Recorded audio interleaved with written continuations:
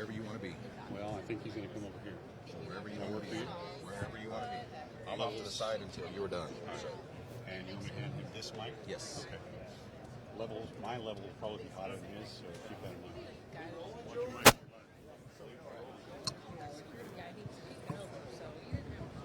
Ladies and gentlemen, welcome to ATA 2020 and the PSE truck. This is the 50th year of PSE, an incredible achievement, ladies and gentlemen. And it all started with the dream of one man. Who's behind me over here? It's Pete Shepley. There he is. Ladies and gentlemen, let's hear it for Pete Shepley. 50 years of living a dream to create an archery company that would make something for everyone, from a beginner to the world champions. We have seen that year in and year out with legendary names associated with this brand. None so much as one that we're about to introduce to you here today. Ladies and gentlemen, my friend John Dudley is recognized around the world as both a bow hunter and a target archer, but more than that, a true teacher in our sport, a man who makes a difference for every one of us who loves the pull of the string and the flight of the arrow. I am very proud to introduce to you Mr. John Dudley. Double fisting at 9:30. There you go. It's not good, Greg. Well, thanks everybody for coming. I feel like I can't hear myself, but this is such an awesome day, and I think as this announcement and the press releases come out, you're gonna, there we go, that sounds better. You're gonna see that this is more than just a pro staff deal. This is a partnership. I went to PSE late summer and got the pleasure of doing a podcast with Pete. And to be honest with you, that podcast changed everything about what I felt about the company and the staff. And I left there thinking this was one of the best kept secrets in the entire industry, and what they do there. And his team is just spectacular. And for this whole thing to come together this fast, I don't feel like there's anyone else that could have done that. And the stories that I got to share with Pete made me realize that as I've gone through my career in archery, I think it's important that I want to return back to my roots. The first bow I ever bought was a PSE. I bought it before I was a teenager and shot a PSE as a teenager. And the more and more friends I talk to and close friends that I've shared this secret with, I can't even tell you how many of them said, my first bow was a PSE. And I think that with this team, we're going to allow everybody to return back to their roots, and we're going to be able to offer some products for our followers that allow us to have a voice on what we want to come out. And this is the first bow that's going to kick off that. And this is based on a bow that I liked most out of the ones that I shot that they sent me. This is based off an Evo 33. I've always been a fan of a 7-inch brace height. But what I've done with this bow is made a few changes, things that I personally would like to see and things that I think our followers would really appreciate. Obviously, you look at it, it's the first PSE with Gore Optifade on there. There's subalpine on there. It's going to have a matte green riser. Obviously, you see that it has a built-in kickstand to the riser for those of you who want to shoot on the range or who want this in a ground blind situation. Simple little system. They unscrew out of the riser. You can screw those two shafts together. They can load in your quiver. Super convenient. The shelf itself has been widened a little bit for a limb-driven rest to be able to lay perfectly flat on there. There's actually a trough for your arrow to lay in the front of that riser. You also notice that there are dual burger button holes to completely and securely lock down those rests now, and the cable rod is now completely seated into the riser in an optimized position that I felt was best for not only clearance but also reduction of torque. This is a really, really good shooting bow. I'm super happy with what these guys could do in a matter of a few weeks. I can't even imagine what we can do with months and years. And I remember vividly, once I made the decision in my head to join this team, I remember sending Pete a text that said, I want to retire where I started. And I think this is a really big opportunity for everyone who's appreciating what I'm trying to do and bring education, and more importantly, free education to the archery market. They're giving me the tools to be able to host community events at their facilities for our followers to be able to come and experience design concepts, experience different events that we can have. And I can tell you that they are 100% all in with any of the outreach programs that I'm really passionate about, including military programs, as well as the entire program that I'm doing with the Total Archery Challenge events. So I'm really excited. Pete, thank you so much. His whole team, I wish I could name them all, but kind of on the spot. You want to join in here, big fella? Staring at me for. Ooh, all right. See, yours don't work either. My Bowjunky one does, but I don't have the cool one. I don't have the cool one. But let's get Pete over here real quick. Come on in, Pete. We're gonna make a Pete sandwich. Oh. Get in the middle of this deal? Yes, you do. That's yes, a you bad do. place. All right. So, all right, Pete. So obviously, being in this for 50 years, you have most certainly established yourself as not only an icon in the sport, but one of the most innovative that the sport's ever seen. Your company, going on its 50th year anniversary, is a cornerstone company not only in the sport but in the entire industry. So, there's a lot of obvious questions that we could ask, but let's just jump to the real deal here. And at this stage of PSE's history and your history, kind of give us your feelings on what you're going through now, seeing what the progress your company has made in a short time, and bringing a obvious legend, still in his prime, of course, Mr. Young John Dudley, right there. I'm going to try to teach him how to shoot a bow here in the next few weeks. Good job. No, it's been a long run, 50 years now, and I didn't know if I'd last this long, but I'm 78 and still going, so I like the game, I like the sport, and I like the business. And we're really glad to have Mr. and Mrs. Dudley on board. I think Mrs. Dudley may have more to do with the business, so I'm talking to her more now than him. So anyway, no, we're tickled to death. It's going to be a great relationship, and already has been. And we've worked together for a few months. Just ideas is all, but it's coming together, and we got some great product, and we're ready to start doing business. So we think we're going to change the archery world dramatically here in the next few months, and we've got a great team. We've reorganized PSE dramatically with people, and have a great location, and just like I said, a great team, and we're very, very proud of that. And we've got some more new people coming on that we think are going to be great. And this archery world needs a big tune-up, and we think we can give it to it. So we're going to work with Bowjunky and other people, and get a lot of press out, and maybe we can get some kids and some older people starting to shoot bows. But our focus at PSC is we really want grade school and high school kids playing the game. And that's, as you guys know, it's not easy to get them out of school or get them to do anything. And so we need to come up with programs that really entice these kids to play archery.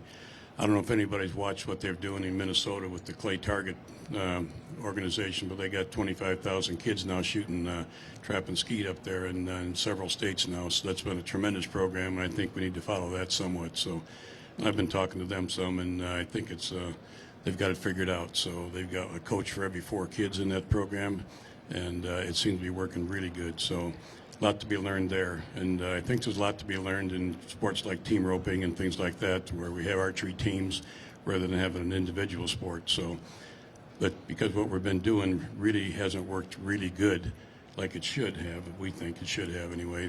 A lot of people play the game, but not near enough to support this industry. So Sure. That's what we need to do. And Greg and I have talked about this at length, and he's got a bunch of ideas, and I think everybody working together, we're gonna knock it out of the park here. Absolutely. So looking good to me. Yeah, you bet. So let me ask you this, and this goes beyond, obviously, as everyone's seen, John Dudley and his wife have established a brand that basically goes beyond equipment. Like he said, it goes into the educational side. John does a lot of things that people don't see. You know, he's not out there, you know, rah-rahing himself and trying to do all that. But you are now seeing the stuff that John Dudley and his wife do through the Nock On Nation, through the Nock On brand.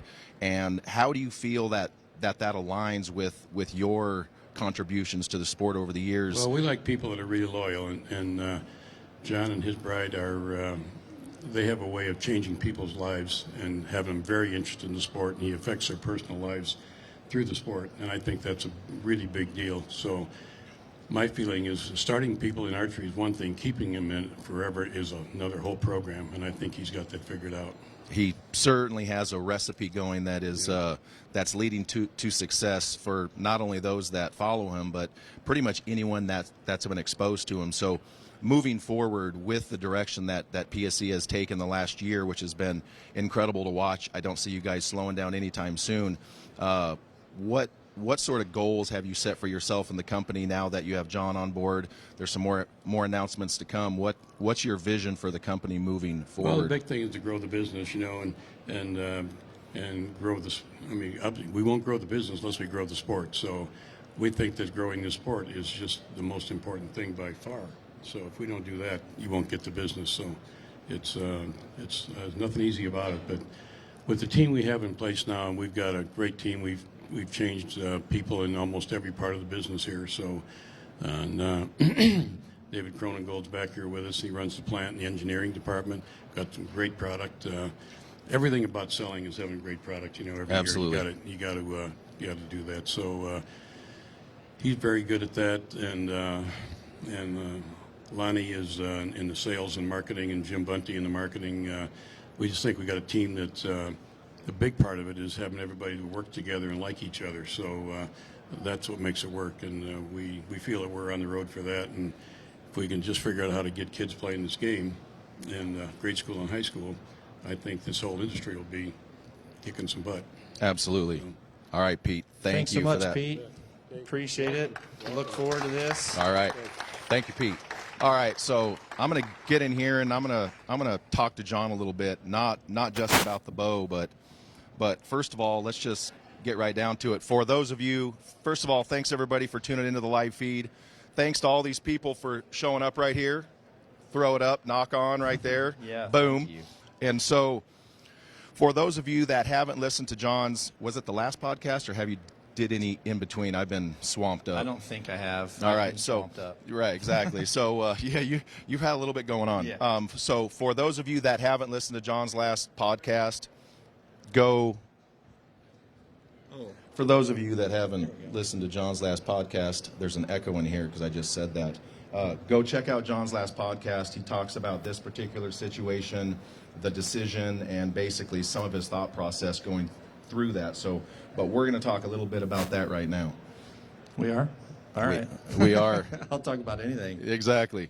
So let's talk a little bit about, we'll just switch this one I'm going to switch back and forth. back and forth. We'll just double do Got this 400 deal. microphones. Exactly. So first of all, John, as we know, you don't change often. No. Equipment, I'm sure. No. Sharon would have some. But Yeah.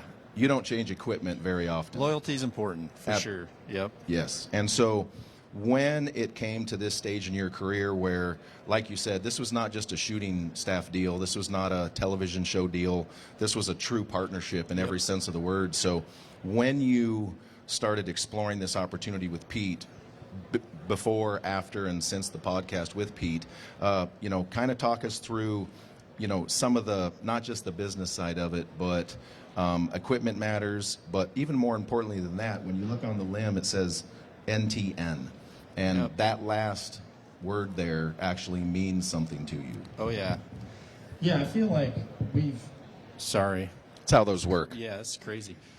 I feel like what's made our brand successful is the community and the followers. And 100%, I like teaching to those followers. I like bringing free information to those followers.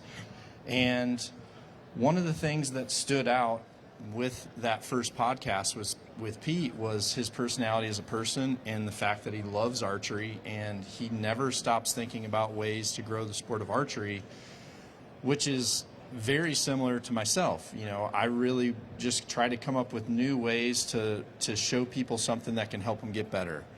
And as that whole conversation continued to escalate, I was kind of making statements about things I wanted to have that would help our followers more so than myself.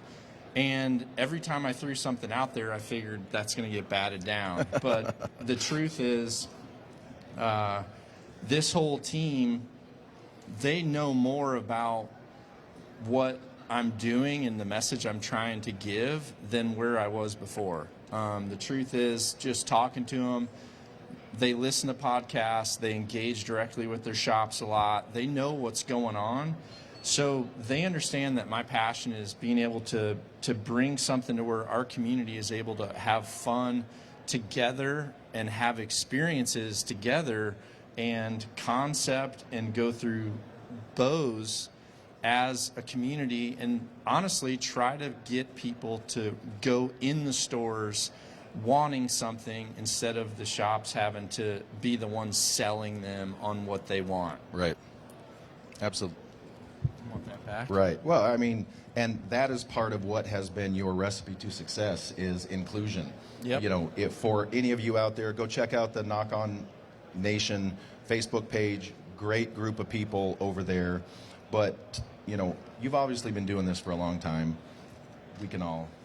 We didn't used to have all this gray in here. No, I had lamb chops, and Right. it was brown. Right. And so talk to us a little bit about at what point in your career did this nation concept basically come to fruition where you were like, hey, I did the John thing. I'm now going to start taking my own brand and building it into something bigger than myself. Well, I think, you know, if I look back at my career, I started shooting competitively. I actually worked for a PSE dealer, then started shooting competitively, then turned pro. Did that for a while. Went to work for, you know, Matthews for a long time. And then when I made that decision to leave there so I could pursue shooting heavier, I did that, and all those were stepping stones. But once we started giving educational segments through the TV show, that's when the roots took hold of what our followers really wanted from us. And I remember sitting down with Sharon, and we were having probably cheese and wine. That's what we do at night. And we were talking about just how everything's finally started clicking and the community's rolling. And I remember her saying, you know, we're not just a brand. This isn't like a nation. It's like a Knock On Nation. This is a community. And as soon as that was said, that took root, and from there, like, our mission as a company was very clear. That it's important for me to do everything I can for people to have free access to information and free access at events to where I'm not there for the money aspect. Or, you know, if I go do a dealer event, I'm going there to do a dealer event for archery. I'm not going to do a dealer event to get paid to go there. Right. You know, I'm doing it for development of archery in one fashion or another, and our community has grasped a hold of that. They have. And yeah. one of the things I think that is important is, you know, I've shot multiple bows, and I feel like there's a lot of people out there that like multiple brands. Mm-hmm. And our brand, we're fine with that. I'm going to shoot what I like. Right. This is what I like. You know, I really like shooting this bow. I've had fun with it, you know, and I think that as time goes on, it's only going to get better. But regardless, I'm still going to have open arms. And honestly, that was one of the things that was a deal breaker for me, because as I knew this contract that I had previously was coming to an end, part of me questioned, should I be open to all companies. And so I approached several companies and said, would you be willing for me to work for you, but someone else and someone else? And honestly, every single person is like, no, except Pete. He's like, you know, if you don't come all in, we want to be part of something. Right. But then he also said, if you come all in, I'm okay with you still being able to talk about other things, because he's like, if you're shooting what you like, that speaks volumes for us. Right. And he also said, we need to make sure we're making the best bow that you feel like you can have in your hands. And if we're able to accomplish those goals, then speak to whoever you need to, you know, and that's been a big part of the podcast, is bringing all archers together, regardless of the style of archery you shoot or the brand that you choose. And we're going to continue to do that. That's pretty much exactly what it says in the beginning of your podcast. Well, it should be. I said it. And I have to hear it every time I edit that thing together. So. Absolutely. So moving forward, obviously this is the introduction of what, well, most obviously this is not going to be the only singular bow that Nock On is going to want to put out, because of your, not only your depth of knowledge, but your understanding of the marketplace. Yep. Your understanding that, you know, a guy like me with a 32-inch draw length, well, where's our love, versus Big D-loop, big D-loop. big D-loop, you know, versus a young child or a woman with a 25, 26-inch draw length. You're now at a company that is versatile enough to address all of those issues. So when it came time to making this decision, obviously Pete Shepley had a huge role in that, just being the person he is. But talk to us a little bit about the ability to manufacture exactly what you wanted. Well, I think that's obviously goes without question. We're going to be able to make what we want, but the one thing I want to make perfectly clear is I'm part of the PSE team. What we do for the Nock On Nation is part of that partnership, but I'm also going to be deeply embedded into what PSE needs to do to bring out product for tons of different categories. You know, I'm not envisioning me invading the space with bows that we concept, because personally I feel like this bow has several years that it can be on the market and be sustainable. And I think once we bring something forward that we feel is better than that, then that's what will happen. But yeah, as we go forward, you know, I want to be part of the design of bows that PSE is going to be bringing to dealers in all pricing categories. And certainly a big passion of mine is being able to bring in those bows that are at a price level to where people can get into archery, and kids can get into archery, and women can shoot. Like, all that is obviously super critical to the sport. So this is just one slice of the pie. The reality is I'm going to have a lot more to do with that company other than just what we bring our community. And that's something that I've truly missed since not being an internal part of an archery company. So, you know, I feel like I'm going to be able to wear multiple hats, and those are the small things that it's hard for me to explain that in podcasts. But with this team, they are a very small, tight niched team. I mean, for them to even hold the secret that I was going there, which, to be honest with you, this move was very clearly defined to where I was before. I talked with them openly and honestly about it in the summertime. And as we moved forward with this, I kept thinking, it's going to get out. It's going to get out. It's going to get out. And I was trying my best to fulfill an obligation that I had and fulfill it completely. And I told these guys, you guys are going to have to run with what you can, because at midnight on December 31st, that's when I'm going to change hats.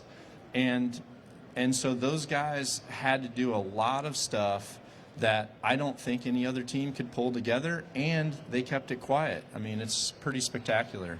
Absolutely. So let me get this thing. So let's have you step on the other side here, and let's put some whipped cream and talk about this slice of pie right here. Cam first. So So I am made of questions right now. I Okay. don't know about all y'all that are still here or those of you watching on the internet. First of all, It's the like, longest share- live feed in history. Right. Well, no. I've been known to drop a couple-hour live feeds. Oh, dang. But let's talk about some of this stuff. And first of all, thanks everybody on the PSE page, Knock On page, Bowjunky page. All of y'all are seeing this at the same time. Like and share the live feed so everybody can check it out. But John had mentioned some of the features of this bow. And I literally saw this like 2 minutes before you guys did. So I have lots of questions here. So let's go ahead and dive right into this. Dive in. Obviously, the integrated arrow stand that you can screw the arrows together and then put it in your quiver that's pretty smart. But besides that, I want you to talk a little bit more about the shelf. And obviously the piece that's in this little groove right here is just temporary. I believe John said that it's going to have a moleskin. But Yep. I want you to talk specifically about how you change the depth of the cutout in the riser and why. All right, so the rest that I personally like is the Elevate rest that I've teamed up with AAE to put out. This is going to be a rest that moving forward is going to be available to the PSE dealers through the reps as well. We're going to work through the details of that.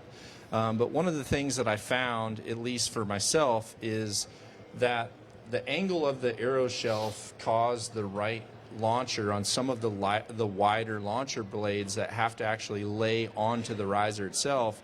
The right side would touch a little bit before the left. So there was actually some changes made to where this was tapered in a little bit, without losing any strength characteristics.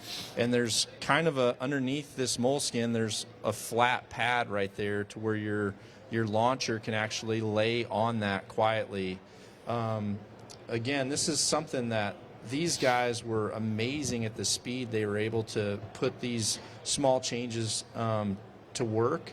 But there's going to be a few small cosmetic details that'll definitely clean up within the next month before we go into production. But I did want a small trough or cradle for the arrow shaft to be able to lay onto. There'll be some type of a quieting moleskin for that, so that we're able to have that quiet. And then while we're looking in this area, like I said, we went ahead and put a secondary burger button hole there just so that you had a completely positive lockdown for that secondary screw. Just to give you a look here, this was something that I really feel the kickstand is something that I feel like people can put to use every day on the range. Yeah, the angles are made specifically for this size cam and this riser, but you can see the angle allows you to set the cam down first, lean the bow forward, and then the way we have these done, you'll be able to take the two parts and essentially screw them together, load them in your quiver, and you're always having the ability to have that kickstand. The other thing for those of you who are PSE dealers, normally there's multiple sight holes there. We've actually reduced that and went to a standard 2 sight holes. And the reason that had to happen was because I was very adamant about, go ahead and turn that around, Greg. I was adamant about embedding this cable rod system into the riser so that it couldn't pivot or turn with pressure.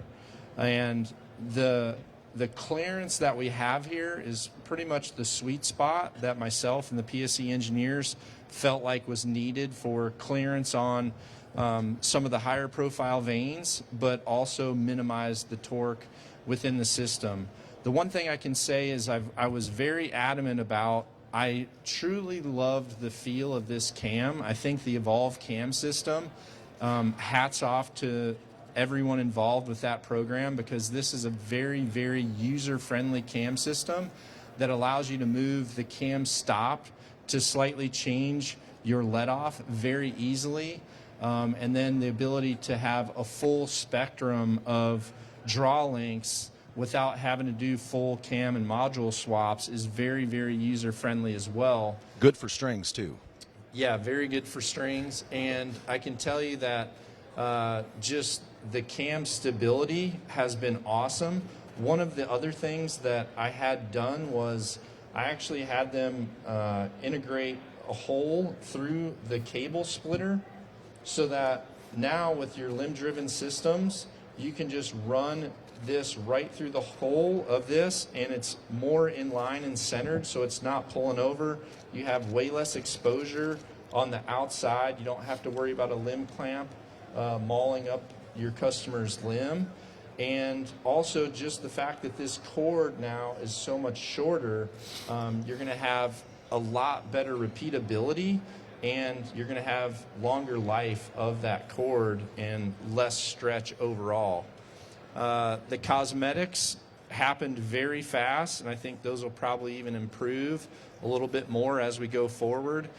This particular riser, there wasn't time to actually get the green PSE emblems for the limb bezels, but that will happen moving forward. And I guess cosmetically, there's a Nation 33 decal on the back. So what is this deal here?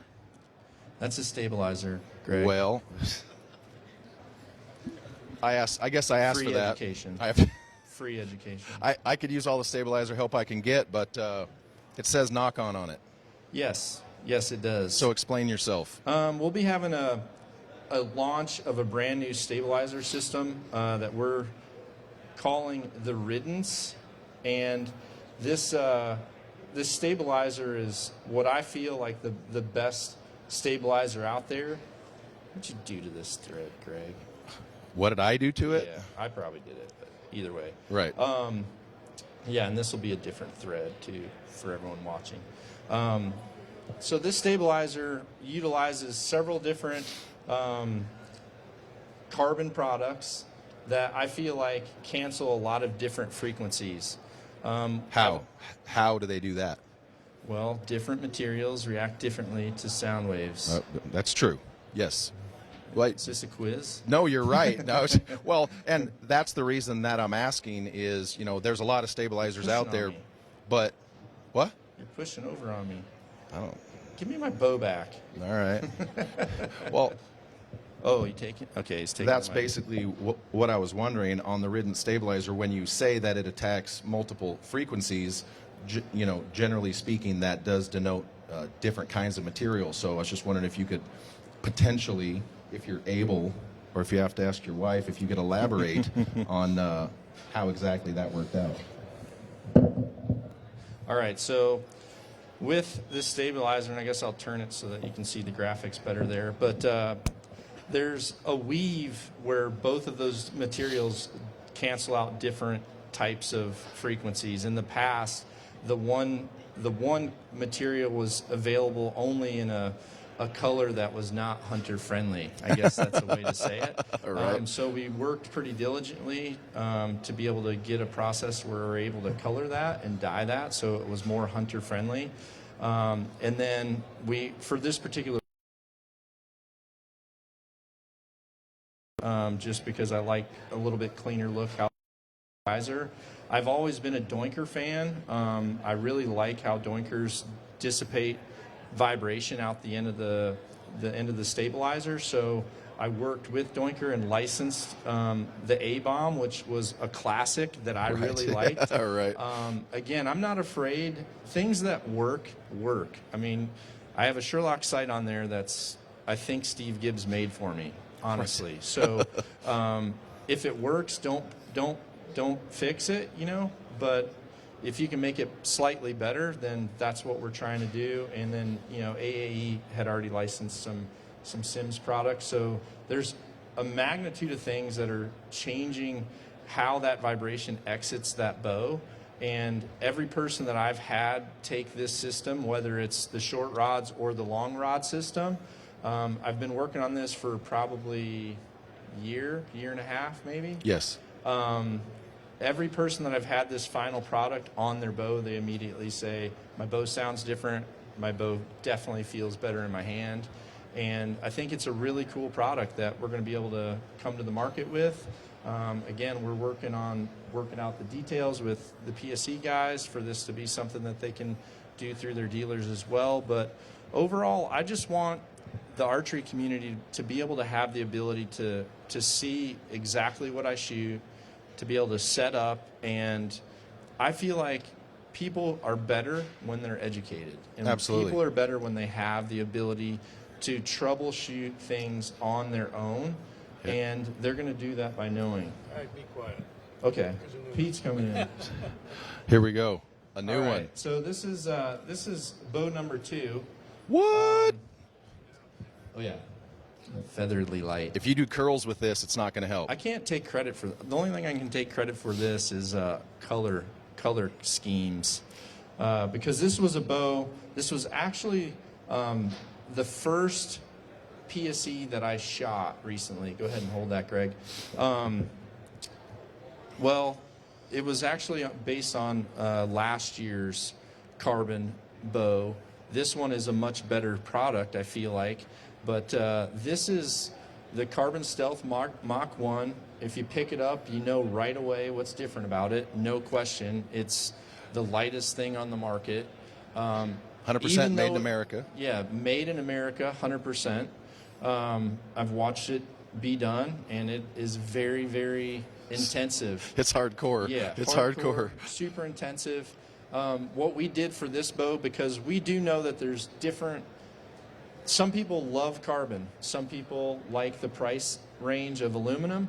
So we wanted to have the carbon option, and this is obviously going to come in the knock-on color schemes. Once again, things happen fast, so some of the logos are just painted for right now, but moving forward, they will be officially done.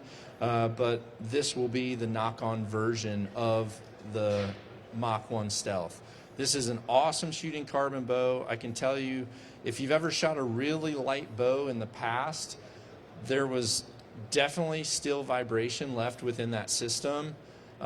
This bow, for as light as it is it definitely makes you raise an eyebrow of how awesome that was. So it's really cool for me to be able to still offer something to our community that's in a carbon bow.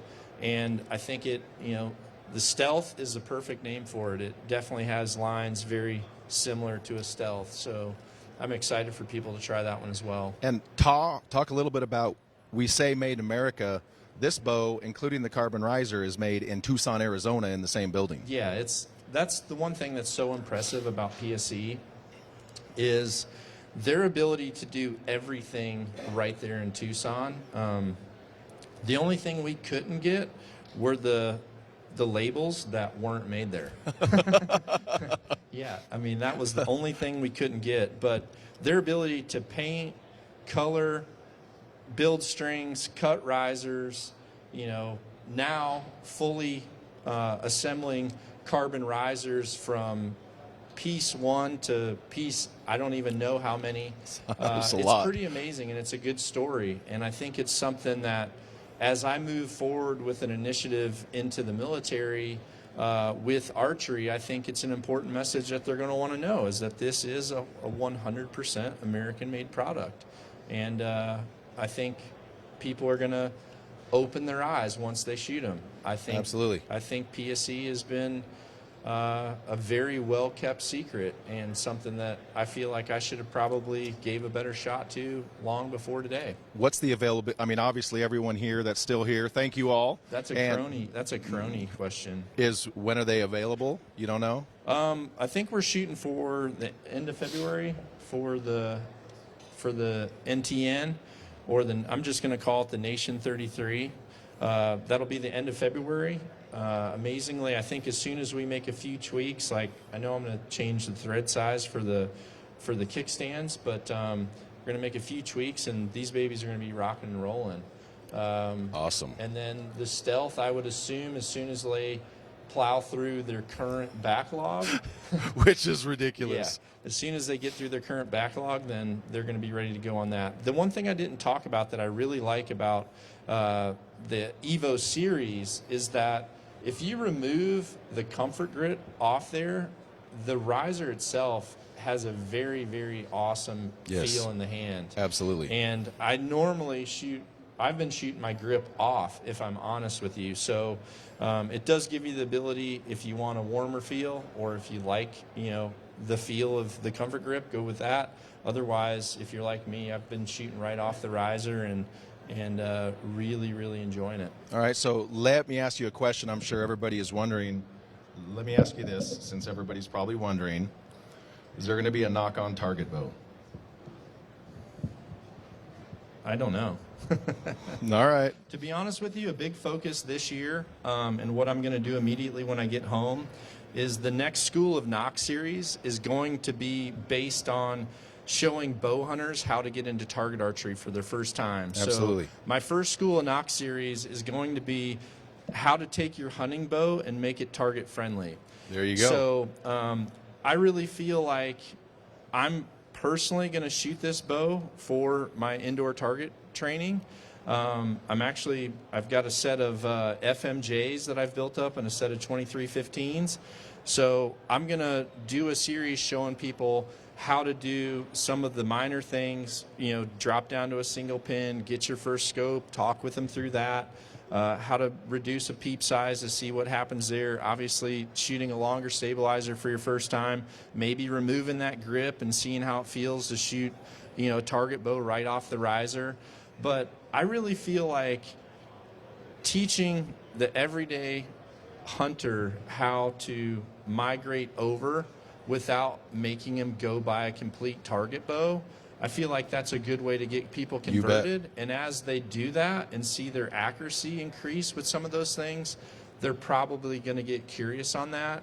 The truth is, target archery was a step for me, and I don't compete anymore. There's probably, I can tell you that, PSE's done an awesome job on the tournament floor the last 2 months. They've been killing it. So there's people out there that are probably way better at that than me. I'm going to focus on the community that I feel like is growing archery right now and wanting to learn with us through these types of models. And then certainly as those target models come out, or if the team needs my feedback, I'm definitely going to be there to give it, but the target portion is for sure not going to be a focus for the knock-on side of things. Awesome. Well, hey, man, congratulations, John. Thanks, Greg. Congratulations, everybody. Thanks for tuning in to the live feed. If you're on the PSE page, the Bowjunky page, or the knock-on page, show some love, like all of them. Thanks, everybody, for tuning in. Longest live feed ever for me, probably. What? It's the longest live feed ever. It's probably... I'll save that joke for later. All right, everybody. Have a good rest of your day. Stay tuned for more Bowjunky Media Bye, Bowjunkies. coverage later. Thanks, everybody.